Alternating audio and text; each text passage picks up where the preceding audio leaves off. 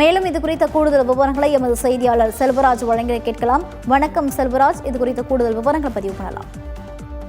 நிச்சயமாக ஓவியா, மலைகளின் இளவரசி என அழைக்கப்படும் கொடைக்கானல் பிரசித்தி பெற்ற சுற்றுலா தலங்களில் ஒன்றாக இருந்து வருகிறது. கொடைக்கானலுக்கு ஆண்டுதோறும் பல லட்ச சுற்றுலா பயணிகள் வருகை புரிந்து வருகின்றனர். இதில் இரண்டாம் கட்ட சீசன் என்று அழைக்கக்கூடிய இந்த டிசம்பர் மாசமானது குளிர்கால சீசன் என்று சொல்ல வேண்டும். இந்த குளிர்கால சீசனானது அக்டோபர் மாதம் முதல், அதாவது அக்டோபர் மாதம் இறுதி தொடங்கி நவம்பர், டிசம்பர், ஜனவரி மாதம் இறுதி வரைக்கும் இந்த குளிர்கால சீசன் அது தொடர்ந்து இருக்கக்கூடிய நிலையில் தற்போது கொடைக்கானலுக்கு அதிகமான சுற்றுலா பயணிகள் படையெடுக்க தொடங்கியுள்ளனர். குறிப்பாக கொடைக்கானலில் பகல் நேரங்களில் நீல வானத்துடன் கடும் வெயில் சுட்டெரிக்கும் நிலை ஏற்பட்டு வருகிறது.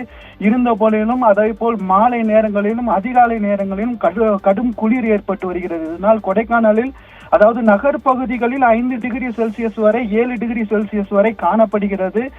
மேலும் காலை நேரங்களில் நீர்பிடிப்பு பகுதிகளான, அதாவது நீர்கள் தேக்கங்கள் இருக்கக்கூடிய பகுதியில் 0 டிகிரி செல்சியஸ் காணப்படுவதால் அப்பகுதியில் உறைபனிகள் அதிகமாக காணப்பட்டு வருகிறது.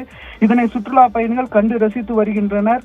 இந்த கால சீதோஷண நிலை தொடர்ந்து வரக்கூடிய நிலையில் தற்போது தரைப்பகுதிகளில் வெப்பம் அதிகமாக நிலவக்கூடிய நிலையில் கொடைக்கானல் மலைமுகடுகளிலிருந்து பார்க்கக்கூடிய, அதாவது தரைத்தள பகுதியில் உள்ள தேனி, பெரியகுளம் மற்றும் கம்பம், இங்கிட்டு வைகை டேம் போன்ற பகுதிகளை கொடைக்கானலில் இருந்து பார்க்கலாம்.